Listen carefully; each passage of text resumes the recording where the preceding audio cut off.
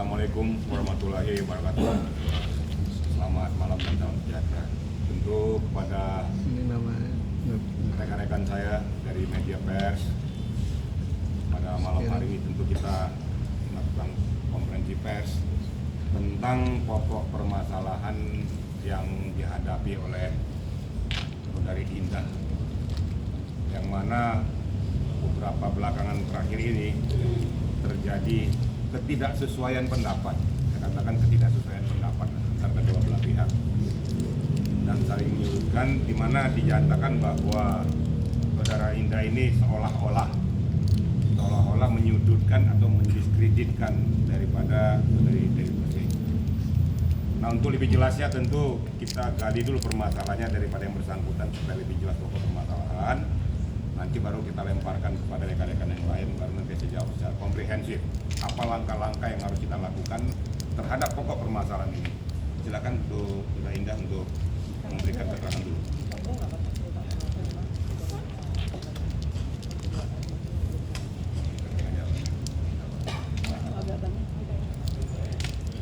Assalamualaikum warahmatullahi wabarakatuh. Waalaikumsalam. Ya. Jadi gini, sebenarnya permasalahan ini sudah tidak ada dari ketika saya pulang dari Bali itu.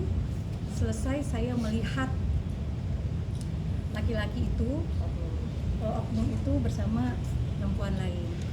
Sudah clear semuanya. Tapi kenapa ini saya ketika dia live selalu maki-maki saya, kata-katain saya. Jadi di sini saya pernah berkata bohong dalam arti kata saya memergoki laki-laki itu. Padahal saya bukan memergoki, tapi saya disuruh.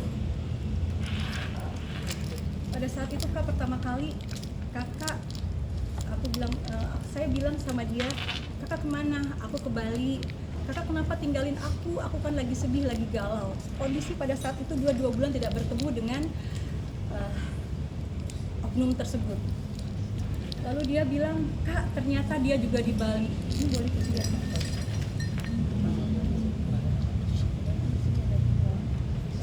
Dia bilang, kakak di Bali. Lalu dia Sherlock lokasi. Dia Sherlock lokasi. Saya tanya, Sherlocknya dari mana? Kenapa dia bisa tahu Sherlock? Karena dia sudah 2 bulan tidak komunikasi dengan oknum tersebut. Dia bilang, ini apa namanya Kak? Cek posisi Cek posisi itu boleh nggak? pakai alat polisi nggak boleh. Ya. Nggak boleh sembarangan. Tadi saya bahas soal Ya. Cek posisi terakhir aja lah bilang gitu. Ya, dia selalu cek posisi. Dia cek posisi kepada saya. Dia bilang, Kak, tolong cek posisi dia ada di sini. Dia forward ke Indah. Dia forward ceknya bahwa ini posisi dia ada di sini. Minta tolong beliau. Dia minta tolong. Saya bilang, Dewi, saya ke Bali ini kerja. Saya dibayar sama desainer saya, Kak Tris. Saya diberikan tiket bisnis kelas dan saya dibayar honor saya untuk bekerja, bukan untuk jadi detektif. Saya bilang seperti itu. Lalu dia bilang, Kak, tolongin Kak, demi saya, demi aku Kak. Kata Dewi, demi aku. Terus saya ketemu desainer saya dari Jakarta ke Bali, desainer saya dari Australia ke Bali. Desainer saya bilang, saya bukan pesuruh yang bisa disuruh-suruh untuk ke hotel, karena posisi pertama adalah di hotel Kak. Dia bilang, ini Kak di hotel. Ya, di daerah hotel ini Kak, katanya gitu. Dia bilang, ngapain kita nungguin orang di hotel? Itu kata desainer saya. Lalu setelah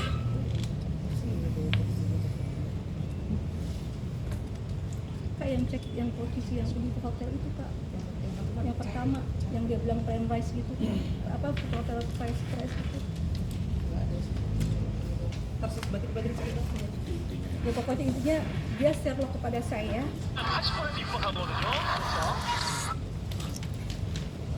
Ya, share location. Share location kepada saya di sini Kak, posisi pertama, posisi orang itu adalah di hotel. Terus dia nangis sama saya, Kak ternyata dia sudah 5 hari di hotel. di Bali maksudnya. Terus saya bilang, Wi, mohon maaf, ini kita langsung ke villa karena aku mau kerja, aku mau live streaming karena saya bekerja dibayar sama desainer saya. Kakak tolongin ya. Pertama saya nggak bisa nolongin dia untuk saya cek lokasi di hotel. Lalu saya sampai hotel itu udah sore, lalu saya siap-siap, saya mulai live streaming itu adalah jam 7 malam. Saya live streaming jam 7 malam, lalu dia terus teleponin saya, Kak, posisinya masih di hotel ini, kata dia seperti itu. Saya bilang, tapi saya lagi kerja, saya bilang kayak gitu. Ketika jam 10, jam 11 malam, ya ini hotel yang pertama kali dikasih sama dia. Terus yang kedua adalah, sampai dia bilang begini loh, bisa Kak kalau kita nyuruh orang 3 bulan terakhir juga ketahuan kok dia ada di mana. Dan Sherlock yang kedua, dia jam 11 malam, saya masih live streaming. Karena biasanya saya live streaming itu selesai jam 2 pagi atau jam 3 pagi. Dia terus teleponin saya, Pak. Dia miss call saya berkali-kali. Terus dia telepon, mungkin kalau di live streaming Kak Kris desainer saya, Daud Christian masih ada. Saya ada bicara sama Kak Kris, Kak, ini sudah jam 12 lewat. Dewi Sherlock dari tadi dari jam 11. Kasihan Kak. Tidak, kita kerja. Saya bilang, Kak, kasihan Dewi. Dewi itu lagi kangen sama pacarnya. Dia lagi kangen sama pacarnya. Dia mau tahu pacarnya itu posisinya di situ dengan siapa gitu. Tetap tidak mau desainer saya. Kita lanjut kerja. Akhirnya karena Dewi telepon terus, saya berangkat dari hotel saya menuju ke lokasi itu sekitar jam 12:30 lewat, Pak. 12:30 lewat saya berangkat ke lokasi itu, ternyata itu di salah satu kafe di daerah Seminyak. Boleh disebutin nama kafenya? Nggak usah. Jangan. Di daerah Seminyak di situ. Terus saya jujur aja, saya paling anti ke diskotik kalau tidak ada acara atau teman saya ulang tahun. Saya tidak pernah ke tempat-tempat seperti itu, memang saya tidak suka. Desainer saya bilang, di lantai 1 nggak ada, di lantai 2 saya disuruh ke toilet. Lo di toilet aja. Iya Kak, aku di toilet kan ada WA saya sama perempuan itu.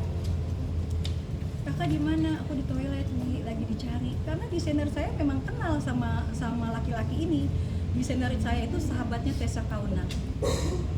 Jadi sahabat saya itu tahu benar siapa laki-laki ini. Karena dia bersahabat dengan Kak Tessa Kaunang. Lalu dia bukan kenal lagi karena mereka sering kongko zaman dahulu kala. Jadi dia tahu banget mukanya gitu. Terus dia tuh WA saya lagi di toilet, nggak ada dah orangnya. Kita naik ke lantai 3. Naik ke lantai 3 pun sama Pak, saya pun ke toilet. Saya tunggu di toilet, Kak Kris cari dia, tidak ada dah. Lalu kita turun. Kita turun dari tangga dari lantai 3 mau ke lantai 2. Ternyata Kak Kris itu senggolan, karena itu kan tangganya nggak begitu. Kak Kris itu senggolan sama dia. Aku kaget, aku belum lihat mukanya. Kak Kris bilang dia naik dengan perempuan, naik ketawa-ketawa dengan perempuan, aku turun posisinya. Kak Kris senggolan, aku cuma bilang, Kak, iya, kata Kak Kris. Dan itulah memang yang saya takutkan karena saya tahu siapa dia, kayak gitu.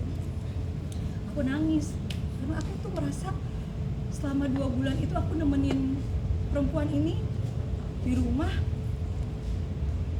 Dia dengan apa ya, dia kangen, dia sedih seperti itu. Aku nangis sama Kak Kris, aku telepon juga perempuan ini. Kita nangis bersama-sama. Kak, beneran Kak, demi Allah. Akhirnya Kak Kris bilang, demi Allah Wi, karena kita papasan nggak mungkin dong saya foto dia. Kak Kris nggak mau lagi ke atas, saya naik ke atas. Ketika saya naik ke atas, di sana ada pintu kaca. Saya di sini, dia di sana.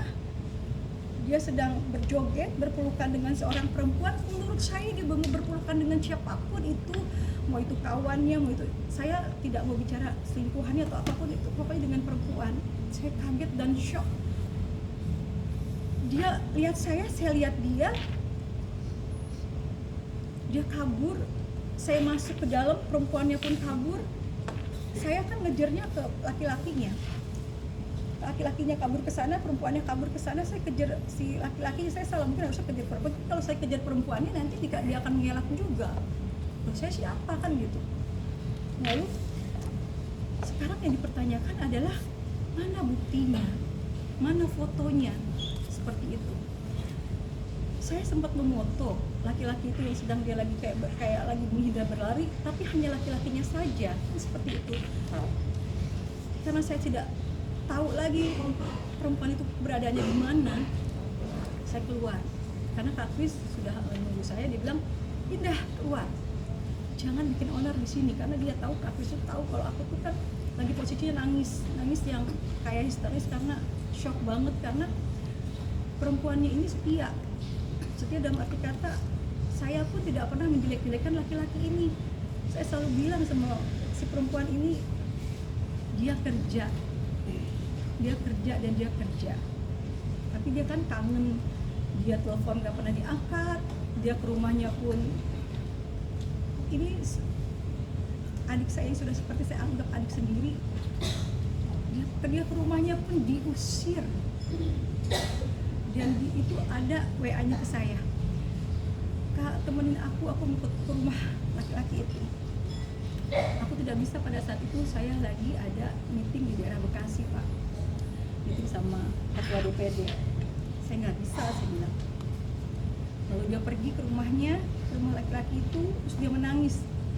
Saya pun ikut menangis, "Kak, aku diusir, suruh pergi." Aku salah apa, Kak? Karena kita tidak ada kata-kata putus seperti itu. Terus dia bilang, "Kakak, tolong kakak ke rumah aku." Itu semua ada di sini, Kak. Kakak ke rumah aku sekarang juga, Kak. Sedangkan posisi saya lagi di Bekasi. Akhirnya saya ke rumahnya malam itu, padahal di rumah saya ada keluarga saya. Saya ke rumahnya, ya kasarannya dari pihak perempuan sebenarnya dia tidak bicara putus. Dia bilang tidak ada putus, Kak. Kita lagi sedang berantem saja.